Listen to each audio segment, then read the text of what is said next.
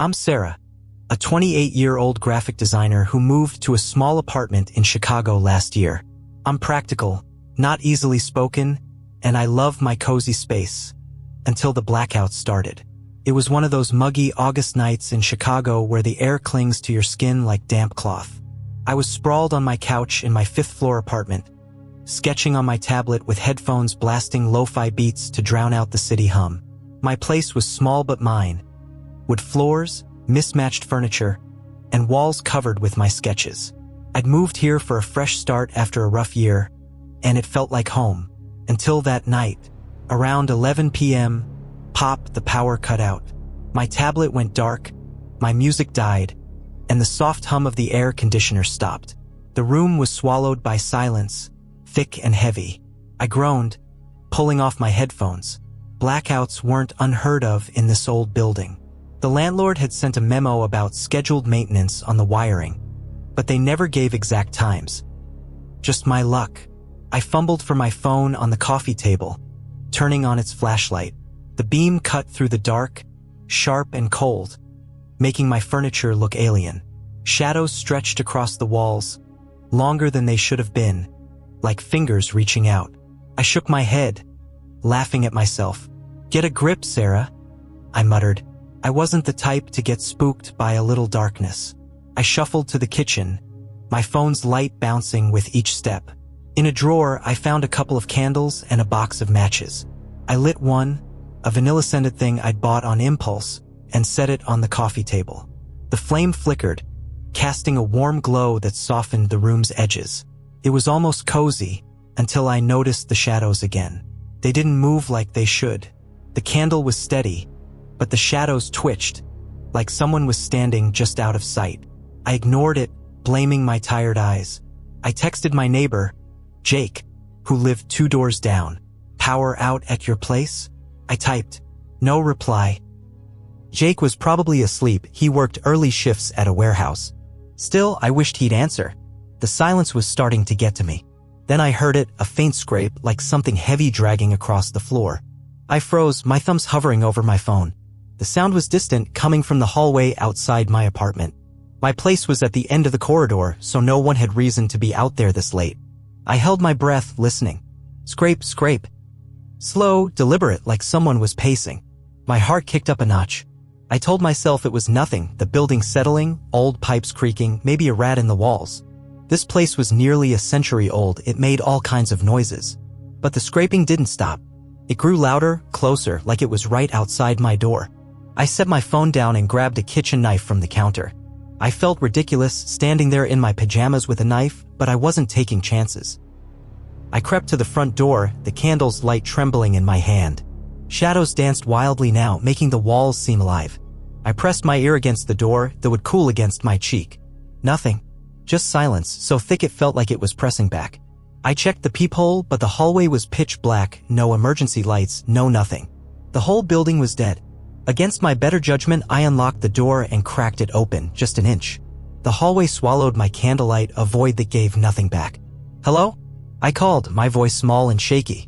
It echoed down the corridor, unanswered.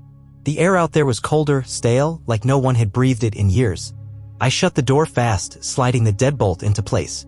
My hands were shaking now, the knife slippery in my grip. Back in the living room, I tried to calm down. I set the knife on the table and picked up my phone. Jake had texted back, "Yeah, power's out here too. You good?" I typed, "Heard something weird in the hall.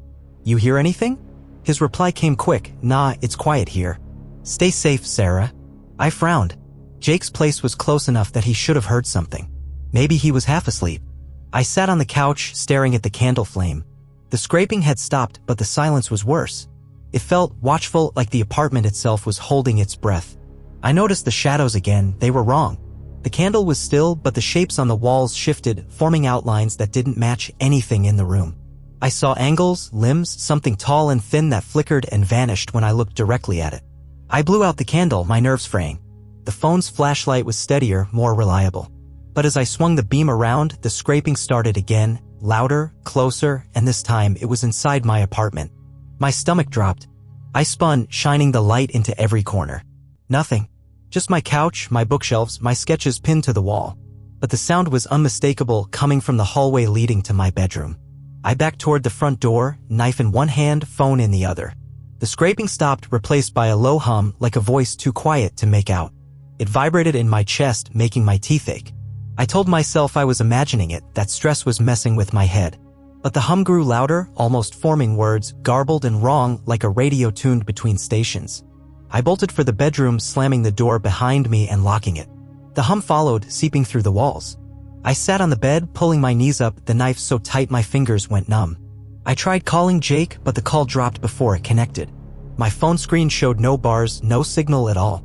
The blackout must have knocked out the cell tower, I thought, but that didn't explain the battery draining from 80% to 20% in minutes. Then came another knock. Soft, deliberate, from the living room. My heart stopped. I hadn't heard the front door open or footsteps. Knock, knock. Slow, rhythmic, like someone was toying with me. I couldn't breathe. I gripped the knife, my eyes locked on the bedroom door. The knocks grew louder, shaking the frame, then stopped. Silence again, but not the normal kind. It was heavy, like someone was standing right outside, waiting.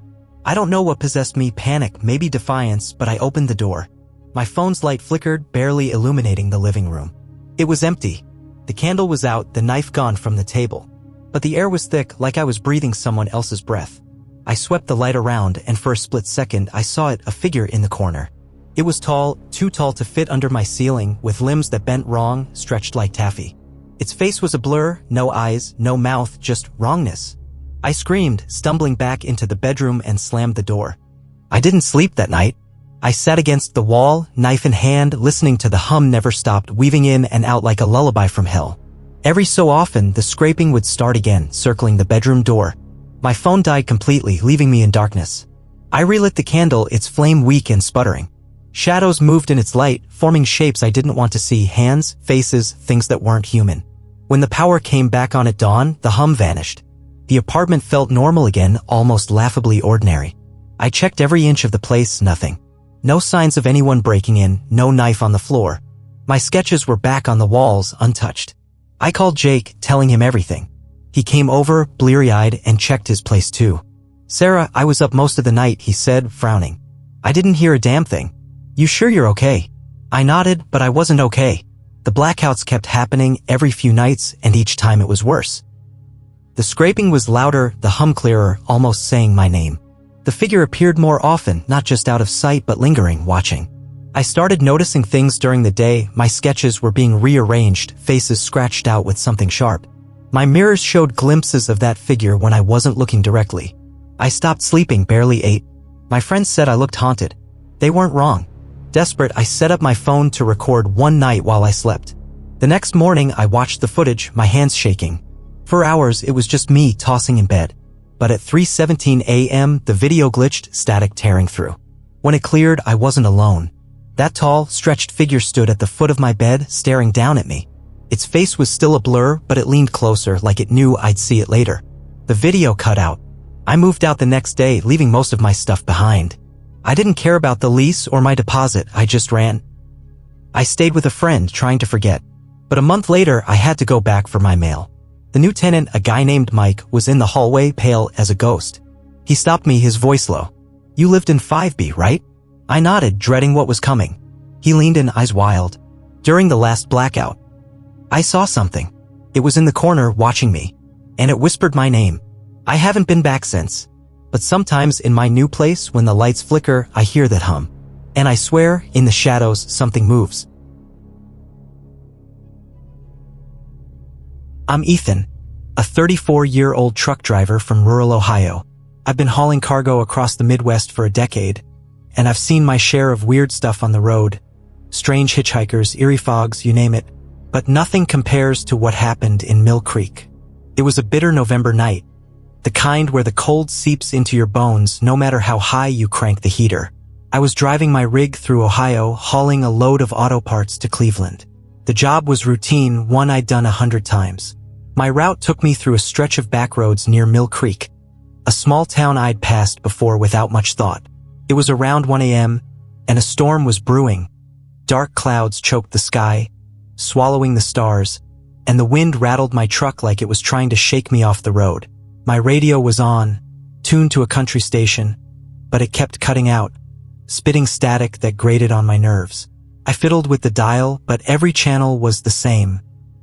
White noise, occasionally broken by a garbled voice I couldn't make out.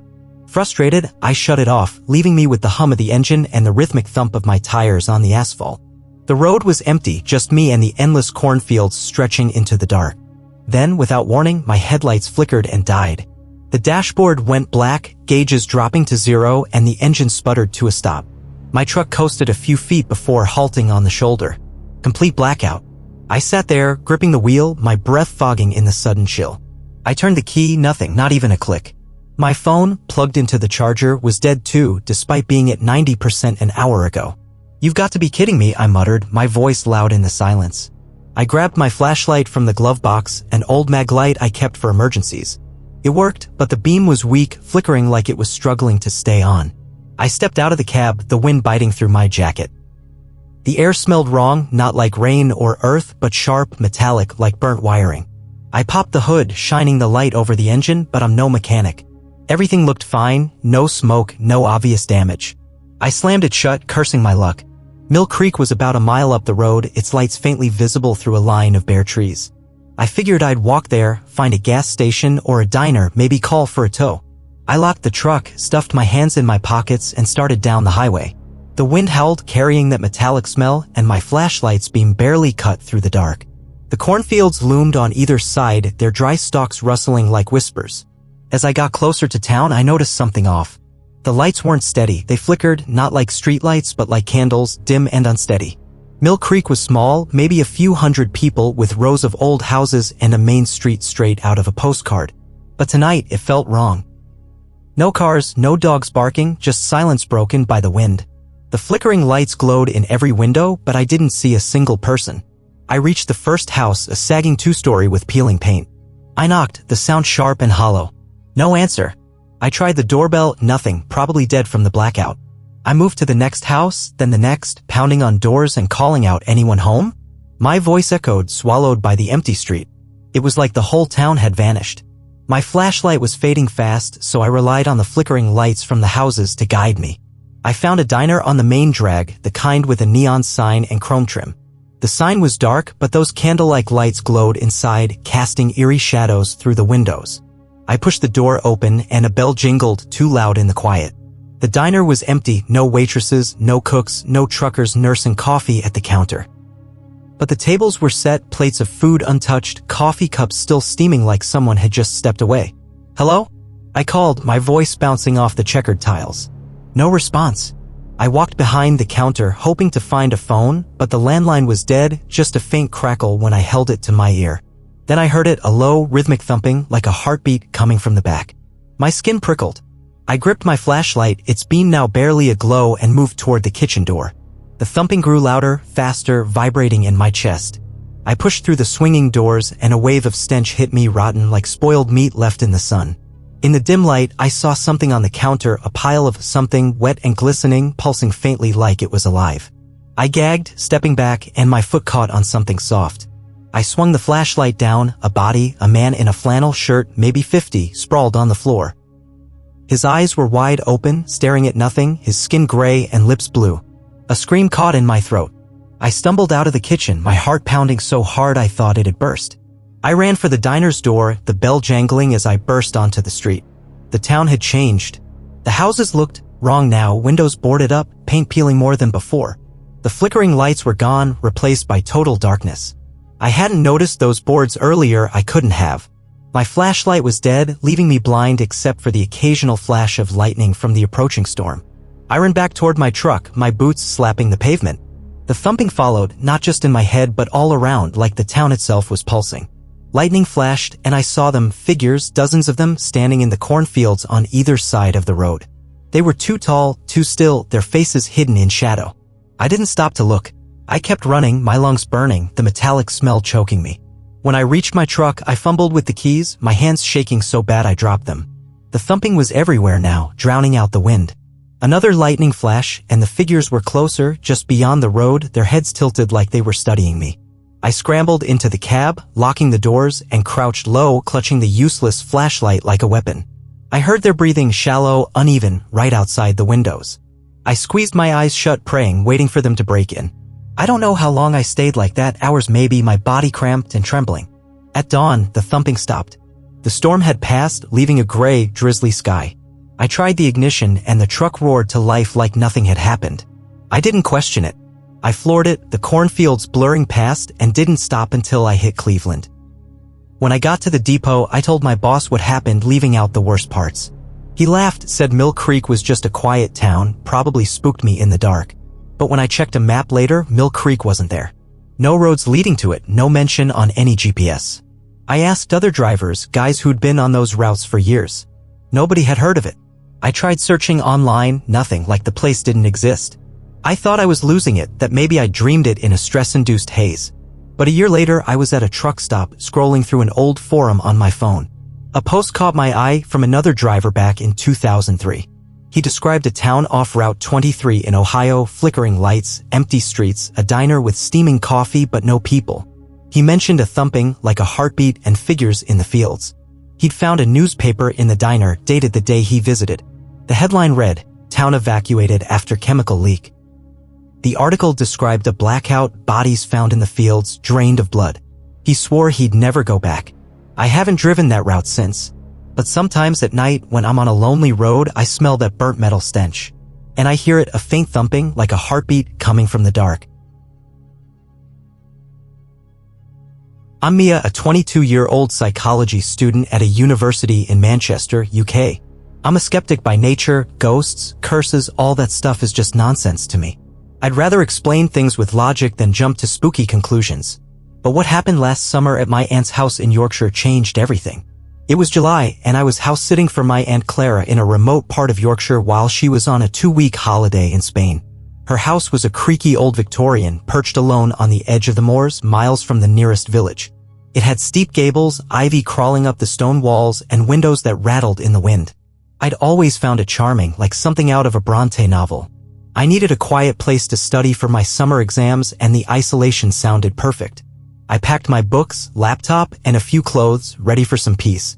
But that house had other plans. The first few days were fine. I spent my mornings reading psychology journals, my afternoons exploring the moors, and my evenings curled up with a cup of tea in the living room. The house was old, full of quirks, creaking floors, drafts that made the curtains flutter, a faint musty smell from years of damp. But it felt cozy, safe. Until the blackout hit. It was the 5th night, a stormy one. Rain lashed the windows and the wind howled like something alive, rattling the old panes. I was in the living room, sprawled on a threadbare sofa, reading about cognitive biases under the glow of a brass lamp.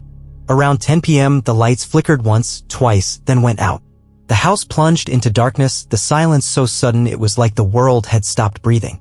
The only sound was the rain, pounding harder now, and the wind screaming through the eaves. I cursed under my breath, setting my book down. My laptop screen was dark, its battery had died earlier that day, and I hadn't bothered to charge it. I reached for my phone on the coffee table, but the screen was black, even though I charged it that afternoon. No signal, no power, nothing. Great, I muttered, my voice swallowed by the dark. I wasn't scared, not yet. Blackouts happen in old houses, especially during storms.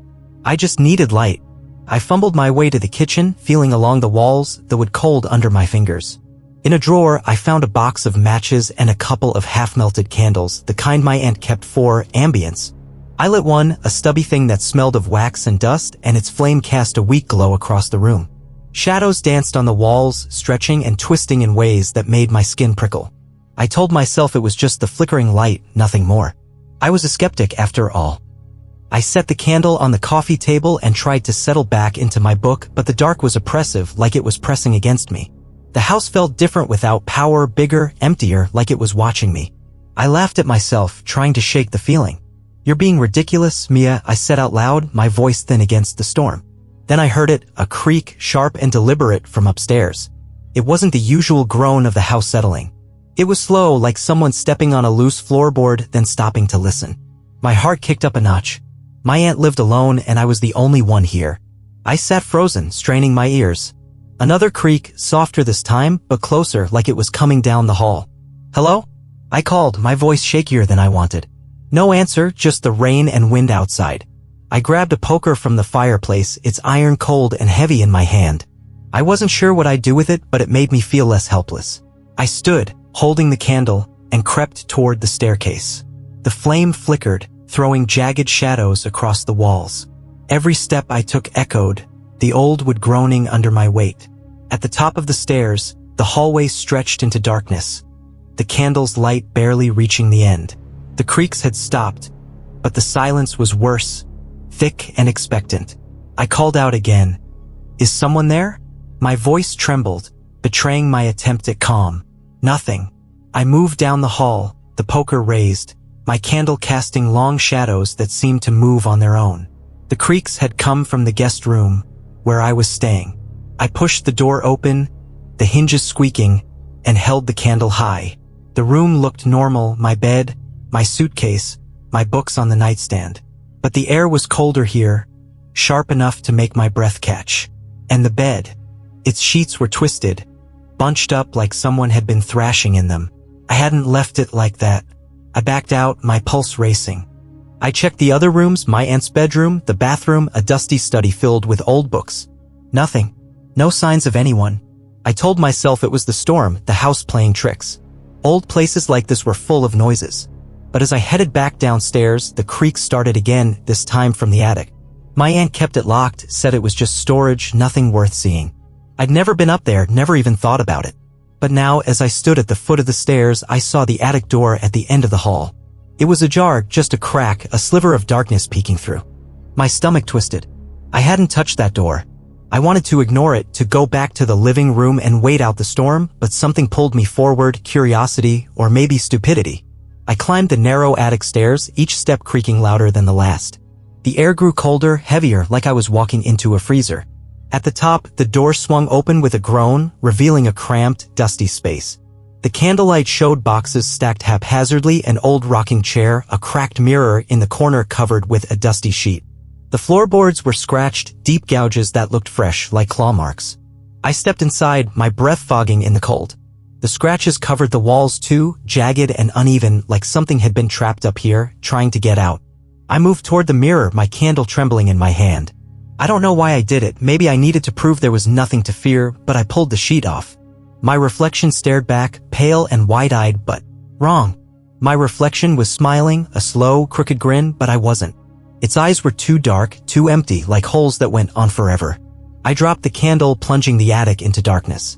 The flame hissed out and I scrambled for the matches in my pocket, my hands shaking so bad I could barely strike one.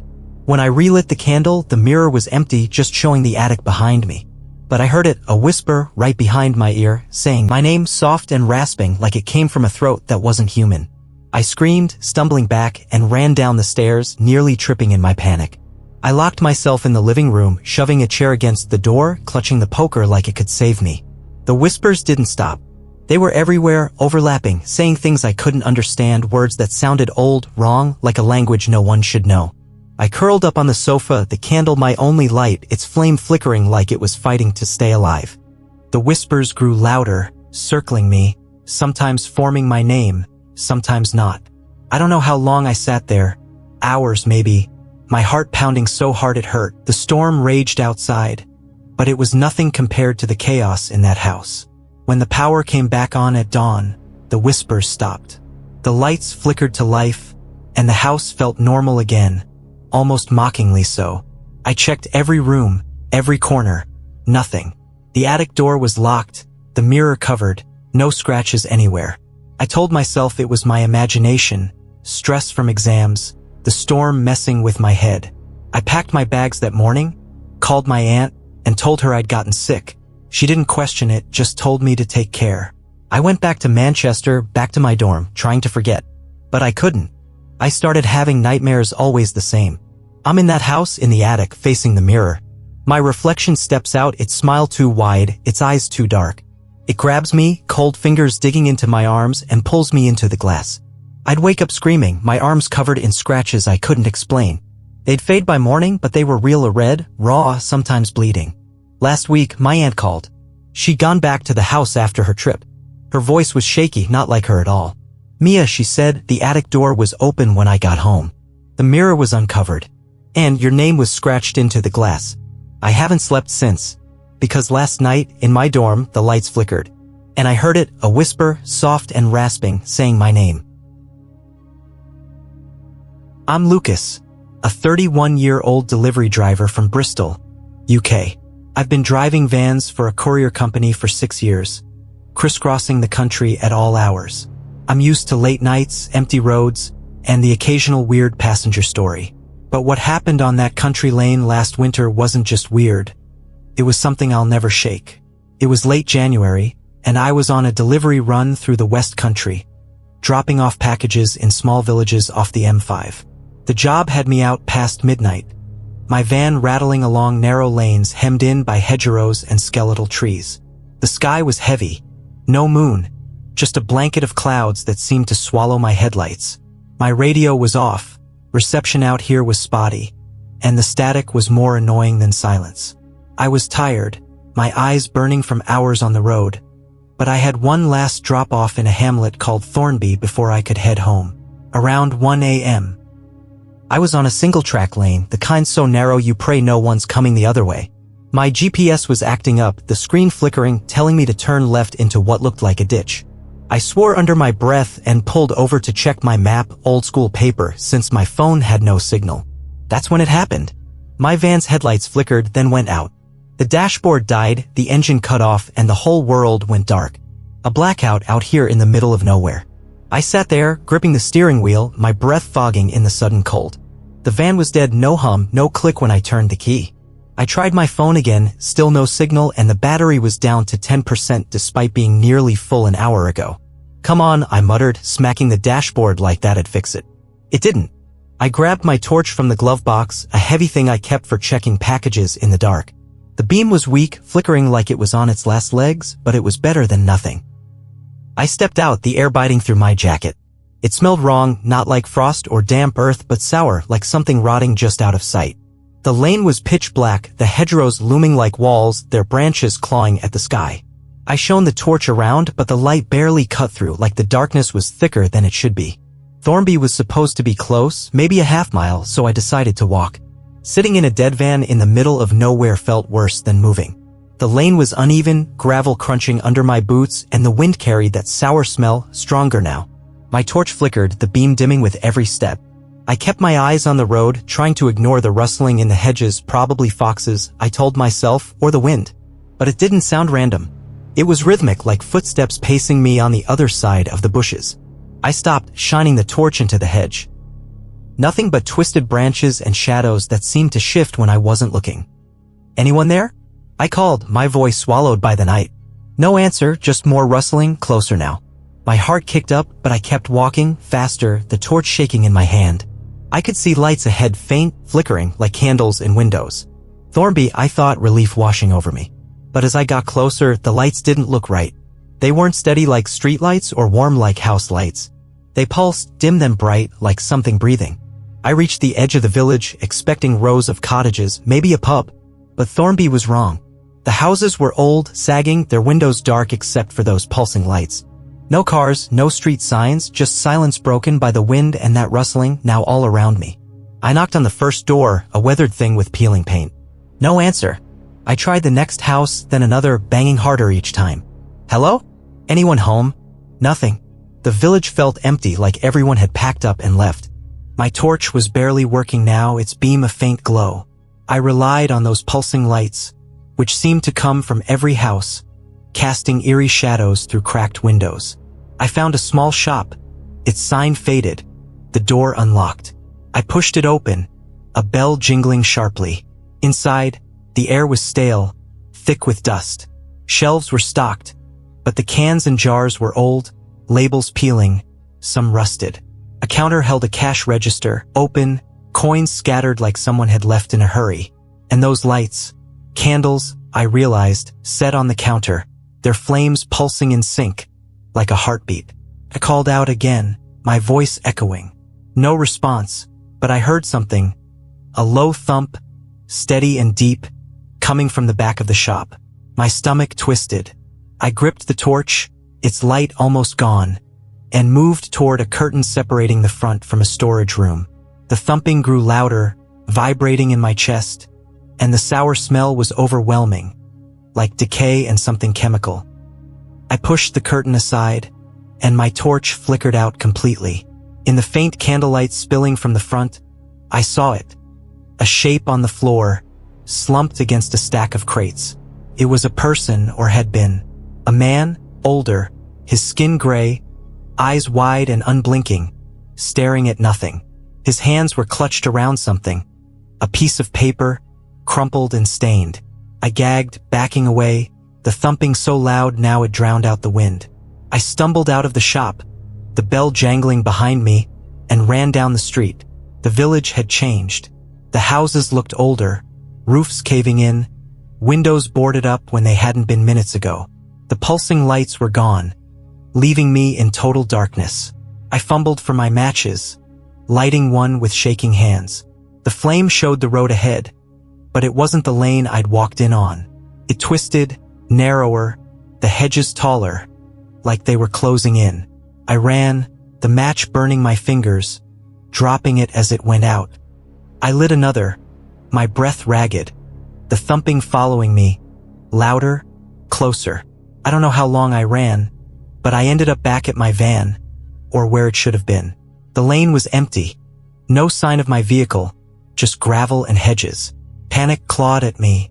I lit another match, and in its light, I saw them, figures, standing in the fields beyond the hedges. They were tall, too tall, their limbs bent wrong, faces hidden in shadow. They didn't move, just stood there, watching. I shouted, "What do you want?" My voice broke, and the thumping answered, a deafening pulse that shook the ground. I ran again, blindly, the matches my only light. The lane looped, impossibly, bringing me back to the village. The houses were different again, some gone, others crumbling, like decades had passed in minutes. The thumping was everywhere, in my head, my chest, my bones. I collapsed against a wall, gasping, lighting my last match. In its glow, I saw the shop again, its door open, the candles inside pulsing faster. I didn't want to go in, but my legs moved like they weren't mine. Inside, the body was gone. The paper he'd held was on the counter, unfolded. I grabbed it, my hands shaking. It was a newspaper clipping, yellowed, dated 1974. The headline read, "Thornby vanishes after blackout." The article described a village cut off during a storm, residents found dead, their bodies drained, no cause determined. I dropped the paper, my match burning out. The thumping stopped, replaced by whispers. Dozens of voices, overlapping, saying my name, Lucas, Lucas, like they knew me. I bolted, running into the dark. No light, no direction. I don't know how I got back to the main road, but at dawn, I was there, sitting on the gravel, my van parked like it had never moved. It started on the first try. I drove to Bristol, not stopping, not looking back. When I checked my maps later, Thornby didn't exist. No record, no mention, like it had never been. I tried to forget, but a month later, I found that clipping in my jacket pocket. I hadn't taken it. And last week, a coworker, another driver, mentioned a drop-off near a village called Thornby. He said his van died, and he saw lights, pulsing like candles. He didn't go in. But here's the twist. Last night, my power flickered, and I smelled that sour decay. And in the dark, I heard it, a thump, like a heartbeat, calling my name. I'm Emma, a 26-year-old barista from Leeds, UK. I work early shifts at a coffee shop and take the train home most nights. I'm practical, always got my headphones in, and I don't spook easily. I've dealt with creepy customers and late-night commutes, so I thought I could handle anything. But what happened at that train station last spring proved me wrong. It was late March and I was on the last train back to Leeds after a long shift. The coffee shop had been slammed all day, spilled lattes, rude customers, the works, so I was exhausted, my feet aching as I slumped into a window seat. The train was nearly empty, just a few other passengers scattered across the carriage, their faces buried in phones or newspapers. My headphones were blasting a podcast, something about true crime, and I was half-dozing, watching the dark countryside blur past. Around 11:30 p.m., the train slowed, the brakes screeching like nails on a chalkboard. The lights flickered, then went out, plunging the carriage into darkness. My podcast cut off, and the hum of the train's engine died. Complete blackout. The other passengers stirred, muttering, their phone screens casting faint glows. I pulled out my own phone, no signal, and the battery was at 15% despite being nearly full when I left work. Typical, I grumbled, yanking off my headphones. An announcement crackled over the intercom, garbled and static-filled. I caught fragments, technical issue, remained seated, crew investigating, before it cut out. The carriage was quiet now, the only sound the wind rattling the windows. It was cold, too, the kind of chill that creeps under your skin. I zipped up my jacket, annoyed but not worried. Trains break down. It happens. Minutes dragged on, maybe 10, maybe 20. No updates, no lights, just darkness pressing against the windows. My phone's torch was weak, barely lighting my lap. Then the train lurched like it was trying to start and stopped again. The other passengers were silhouettes now, their faces unreadable. One guy, an older man in a suit, stood and started banging on the carriage door, shouting for the conductor. No one answered. Finally, a new announcement hissed through the speakers, clearer this time. Due to a power failure, we're stopping at Ashwick Station. Please disembark and await further instructions. Ashwick? I'd never heard of it and I'd taken this route 100 times. I checked my phone's map app, but it wouldn't load. The older man was already heading for the door and the others followed, grabbing their bags. I didn't like it, but staying alone on a dead train felt worse, so I slung my backpack over my shoulder and went too. The platform was dim, lit by a single flickering lamp that buzzed like a dying insect. Ashwick Station was small, just one platform with a squat brick building that looked abandoned, peeling paint, boarded windows, weeds choking the cracks in the concrete. The air smelled wrong, musty, and sharp like damp metal left to rust. No signs pointed to Leeds or anywhere else. No timetable, no ticket machine, nothing to say this was a real stop. The other passengers, 5 of us total, huddled near the lamp, their breath fogging in the cold. There was the older man, a woman in a nurse's uniform, a teenage boy with earbuds, and a woman about my age in a red coat. No one spoke much, just traded uneasy glances. I tried my phone again, no bars, battery at 5%. The lamp flickered, its buzz growing louder, and the darkness beyond the platform felt heavy, like it was watching us. Where's the crew? The older man snapped, pacing. They can't just leave us here. The nurse shrugged, her face tight. Maybe they're fixing the train, she said, but she didn't sound convinced. The teenager was staring at the tracks, earbuds dangling, like he'd seen something move out there. I followed his gaze, nothing but black, the rails vanishing into the void. Then I heard it, a low hum, faint at first, like a machine far underground. It vibrated in my chest, making my teeth ache. The others heard it too, their heads turning, searching the dark. What's that? The woman in the red coat whispered. No one answered. The hum grew louder, almost forming words, but garbled, like voices underwater. My torch flickered, its beam dimming, and I noticed the lamp above us was pulsing now, not just flickering, like it was syncing with the hum. The station building's door was ajar, a sliver of darkness inside. I hadn't noticed it before. Maybe there's a phone in there, I said, my voice shakier than I wanted. The older man snorted. That place looks like it hasn't been used in decades. But he was scared, I could tell his hands were trembling. The nurse nodded though. Better than standing out here, she said. We agreed, silently, to check it out together. Inside, the air was thicker, stale, like no one had breathed it in years. My torch barely lit the way, showing a dusty ticket office with cracked counters and faded posters curling on the walls. The hum was louder here, echoing off the tiles, and the smell, rust, and something sour made my eyes water. There was no phone, no lights, just more candles, dozens of them scattered on the counters and floor. Their flames pulsed, just like the lamp outside, and they hadn't been there when we walked in. Who lit these? The teenager asked, his voice cracking. No one answered. The older man kicked a candle, swearing, and its flame didn't go out.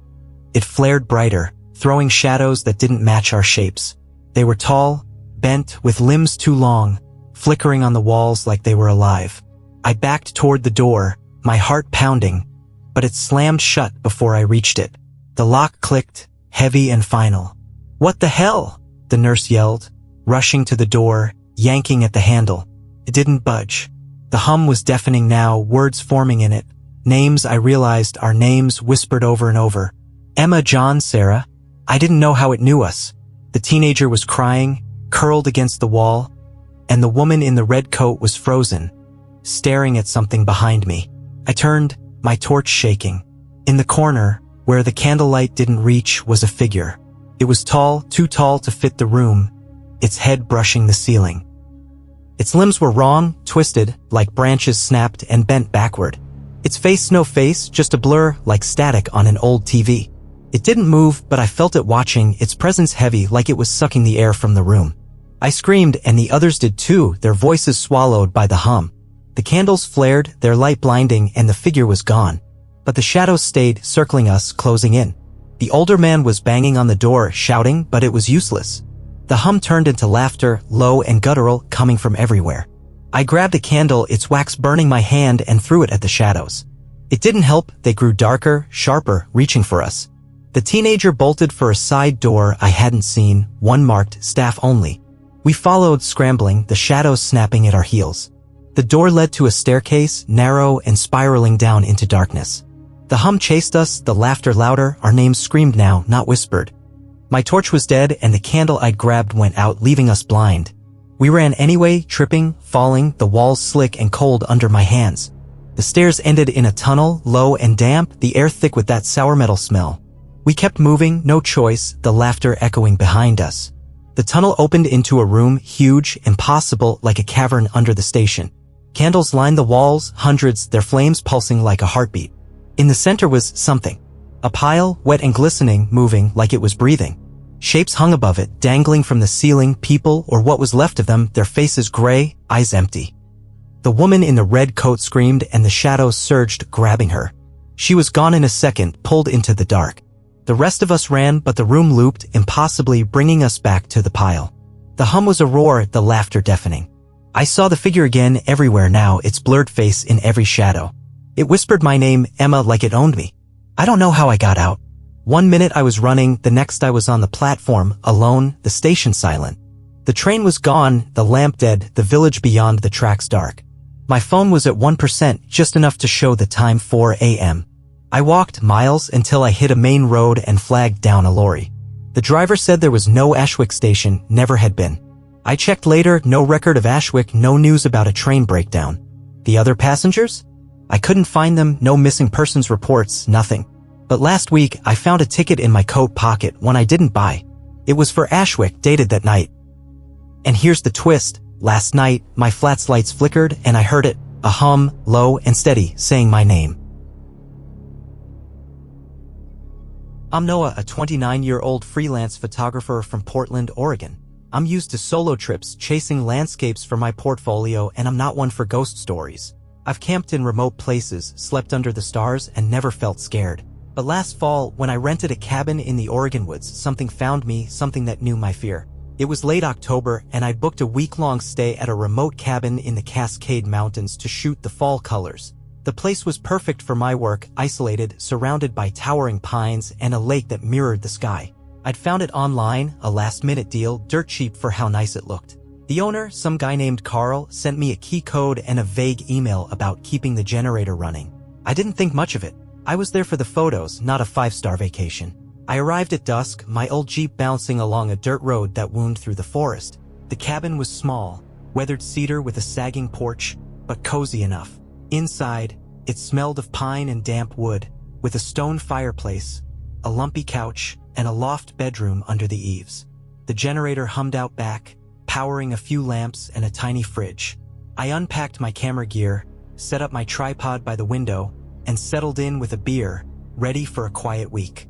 The first 2 days were great. I hiked, snapped shots of golden leaves and misty peaks, and slept like a rock. But on the third night, everything changed. I was editing photos on my laptop, the cabin glowing with lamplight, when the power cut out. The lamps died, my laptop screen went black, and the generator's hum stopped. Total blackout. The silence was instant, heavy, broken only by the wind rustling the trees outside. I cursed, fumbling for my phone. His battery was at 20%, even though I charged it that morning. No signal, of course, this place was miles from a cell tower. I grabbed my flashlight, a heavy-duty one I used for night shoots, but its beam was weak, flickering like it was Back inside, I lit a couple of candles I'd found in a kitchen drawer, their wicks blackened like they'd been used before. The flames flickered, casting long shadows across the walls. I tried to relax, telling myself the power would come back by morning.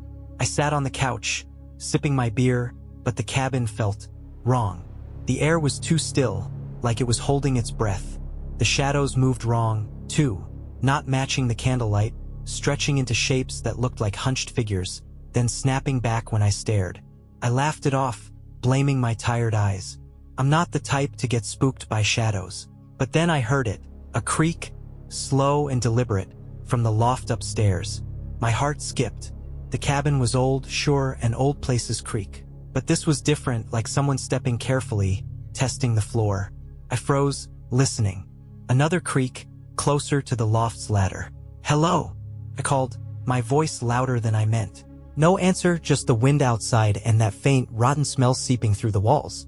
I grabbed the fireplace poker, its weight reassuring, and climbed the ladder, my flashlight in my other hand. The loft was small, just a mattress, a nightstand, and my duffel bag. Everything was where I'd left it, but the air was colder up here, sharp enough to make my breath fog. The candles downstairs barely lit the space, and my flashlight's beam was fading fast. I swept it around, checking corners. Nothing. But the creaks kept coming, now from below, like whatever it was had moved downstairs. I climbed down, my hands sweaty on the poker. The candles were still burning, but their flames were low, almost blue, and the shadows were worse, taller, sharper, forming shapes like arms reaching out. I told myself it was the wind, the candles, my imagination. But the rotten smell was stronger, choking now, and the creaks turned into scratches, like nails dragging across wood, coming from the walls themselves. I checked the front door, locked, the deadbolt firm. The windows were latched, no signs of anyone breaking in. But the scratches grew louder, circling the cabin, like something was pacing outside. I shone my dying flashlight out the window, but the glass reflected only my face, pale, wide-eyed, not the calm guy I thought I was. And for a second, in the reflection, I saw something else. A shape behind me, tall and thin, its head tilted like it was studying me. I spun around, poker raised. Nothing. Just the empty room, the candles flickering. My phone was dead now, not even a flicker of power. The scratches stopped, replaced by a low hum, like a voice too quiet to make out. It came from everywhere. Floor, walls, ceiling vibrating in my chest.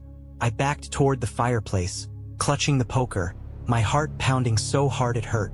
The hum formed words, faint and garbled, but I swore I heard my name, Noah, whispered like a secret. I don't know why I did it. Panic, maybe, but I grabbed a candle and climbed back to the loft, thinking I could hide, wait it out. The hum followed, louder, the words clearer now, not just my name but things I'd never told anyone. "You're afraid," it whispered. "You've always been afraid." My skin crawled. I wasn't afraid, not of the dark, not of being alone. But the voice knew something I didn't, like it had seen inside me. In the loft, I found something I hadn't noticed before. A trapdoor in the ceiling, half hidden by beams. It was old, wood splintered, with scratches around the latch, deep and fresh. My hands shook as I pulled it open, the hinges screaming. A ladder led up to a crawl space, barely big enough for a person. The rotten smell poured out so thick I gagged. My flashlight was dead, but the candle showed something up there. A bundle, wrapped in cloth, moving slightly, like it was breathing.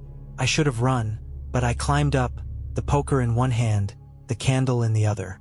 The crawl space was tight, the air freezing, the walls covered in scratches that looked like words, symbols I didn't recognize. The bundle was in the corner, pulsing, wet, like it was alive. I reached for it, my hand trembling, and the cloth fell away. It wasn't a bundle. It was a figure, curled up, its skin gray, eyes empty, staring at me. It looked like me, but wrong, like a version that had never lived. I screamed, dropping the candle. The flame went out and the crawl space went black. The hum was deafening now, laughing, saying my name over and over. I scrambled down the ladder, falling onto the loft floor, the poker clattering away. The scratches started again, inside the walls, under the floor, like the cabin itself was clawing at me. I ran downstairs, grabbed my backpack, and bolted for the door. It wouldn't open. The deadbolt was stuck, the handle cold as ice. The windows were next, but they wouldn't budge, the latches frozen. The hum turned into a roar, the laughter shaking the walls. I saw it then, in every shadow, every corner. A figure, tall and thin, its face a blur, moving closer each time I blinked. It whispered things I'd buried deep, fears from childhood, nightmares I'd forgotten, moments I'd failed. It knew me better than I knew myself. I don't know how I got out. One second I was pounding on the door, the next I was in my Jeep, driving down the dirt road, the cabin gone in the rearview mirror. The sun was rising, the forest quiet, like nothing had happened. My phone was dead, my flashlight gone. When I got to Portland, I checked the rental site. The listing was gone, no trace of Carl or the cabin. I called the company, but they had no record of my booking. I tried to move on, but the bobblehead nightmares started. Always the same, me in the cabin, the figure in the crawl space, whispering my name. I'd wake up sweating, my arms scratched, marks that faded by morning. Last week, I found a photo in my camera bag, one I didn't take. It showed the cabin's interior, candles burning, and in the corner, a shadow, tall, thin, blurred. Here's the twist. Last night, my apartment's lights flickered and I smelled that rotten stench. And from the walls, I heard it, a hum, soft and low, saying, "Noah, you're mine." I'm Ava, a 27-year-old travel blogger from Seattle, Washington. I'm always chasing new experiences, hidden gems, off-the-grid spots, places with a story. I'm not one for superstitions, and I've stayed in creepy old hostels without blinking. But last summer, when I rented a farmhouse in rural Washington for a week, I found something that wasn't in any guidebook, something that still follows me. It was mid-July, and I'd been driving through Washington's backroads looking for material for my blog. I found a listing for a farmhouse near a tiny town called Eldridge, about an hour from the nearest highway. The photos showed a weathered two-story with a wraparound porch surrounded by wheat fields and distant mountains. The price was absurdly low, and the host, an older woman named Margaret, said it was her family's old place, empty for years. She warned about spotty electricity but promised a generator and a quiet retreat. I booked it on the spot, picturing cozy nights and golden hour photos. I arrived late in the afternoon, my hatchback kicking up dust on the gravel drive. The farmhouse was exactly like the photos, gray clapboard, sagging eaves, windows like tired eyes. It was charming in a haunted kind of way, but I wasn't fazed. I'd stayed in worse. Inside, it smelled of old wood and lavender, with creaky floors, a wood stove, and furniture that looked like it hadn't moved since the 70s. The generator hummed out back, powering a few lamps and an ancient fridge. I unpacked my camera, laptop, and a bag of groceries, ready for a week of solitude. The first day was perfect. I explored the fields, snapped shots of the sunset, and wrote a blog post about the rustic charm of Eldridge. The second day, I hiked to a nearby creek, the air thick with the scent of dry grass. But on the third night, everything changed. I was in the living room, editing photos on my laptop, a lamp casting a warm glow. Around 10 p.m., the power cut out. The lamp died, my laptop screen went black, and the generator's hum stopped. Total blackout. The silence was instant, so thick it felt like a weight on my chest. I groaned, setting my laptop aside. "Of course," I muttered, figuring the generator had run out of fuel. My phone was on the coffee table, but when I grabbed it, the screen was dark, battery at 10%, even though I charged it all day. No signal either, which wasn't surprising this far out. I dug out my flashlight, a small one I kept in my camera bag, but its beam was weak, flickering like it was already dying. "Cheap piece of junk," I said, shaking it. I stepped onto the porch to check the generator, the night air cool and sharp. The wheat fields stretched into darkness, swaying in the wind, their rustle like whispers. The generator was under a lean-to, its tank full, but it wouldn't start no matter how many times I yanked the cord. The air smelled wrong, not just wheat and earth, but sour, like milk gone bad, mixed with something metallic. I shone my flashlight into the fields, but the beam barely reached the first stalks, like the dark was swallowing it. Back inside, I found a box of matches and some candles in a kitchen cabinet, their wicks charred like they'd been used recently. I lit one, a fat thing that smelled of wax and dust, and set it on the coffee table. The flame flickered, casting shadows that danced across the walls, too long, too sharp, like figures leaning in. I told myself it was just the candle, my eyes playing tricks. I wasn't the type to get spooked, but the farmhouse felt different now, like it was holding its breath, waiting. I sat on the couch, trying to focus on my notebook, scribbling ideas for my blog, but the silence was wrong, too complete, like the world outside had stopped. Then I heard it, a scrape, slow and deliberate, from upstairs. My heart jumped. The farmhouse was old, sure, and old places make noises. But this was different, like something dragging across the floor, heavy and intentional. I froze, listening. Another scrape, closer, like it was at the top of the stairs. "Is someone there?" I called, my voice thin in the quiet. No answer, just the wind outside and that sour smell, stronger now, seeping through the walls. I grabbed a knife from the kitchen, its blade dull but better than nothing, and held the candle high. The shadows moved wrong, not matching the flame, forming shapes, arms, heads, things that vanished when I looked directly. My hands shook, but I wasn't about to admit I was scared. I crept to the staircase, the floor creaking under my boots. The candlelight barely reached the top, showing a dark hallway lined with closed doors. The scrape came again from the bedroom I'd been sleeping in. I climbed the stairs, each step louder than the last, my heart pounding so hard I felt it in my throat. At the top, the air was colder, sharp enough to make my breath fog. I pushed open the bedroom door, the hinges groaning. The room looked normal, my sleeping bag on the bed, my clothes folded on a chair. But the air was heavy, like someone else had been here.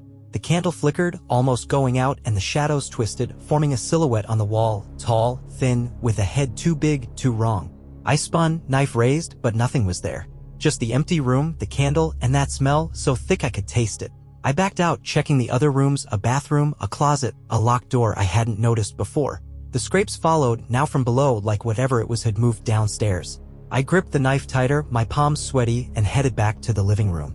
The candle was out, though I hadn't touched it. I relit it, the match trembling in my hand, and noticed something new, scratches on the floor, fresh and deep, leading to the front door. The door was locked, the deadbolt firm, but the scratches stopped right at it, like something had tried to get out or in. I checked the windows, all latched, no signs of a break-in. But the scrapes started again, outside now, circling the house. I shone my dying flashlight through the glass, but it showed nothing, just the wheat fields swaying. And then, in the reflection, I saw it, a figure behind me, tall and bent, its face a blur, like it was made of smoke. I spun, knife slashing, but the room was empty. The scrapes turned into a hum, low and steady, vibrating through the floor. It wasn't just noise, it formed words, faint at first, then clearer. Ava, it whispered, over and over, like it knew me. My skin crawled. I wasn't scared of the dark, never had been, but this wasn't just darkness. It was alive, pressing against me, knowing things it shouldn't.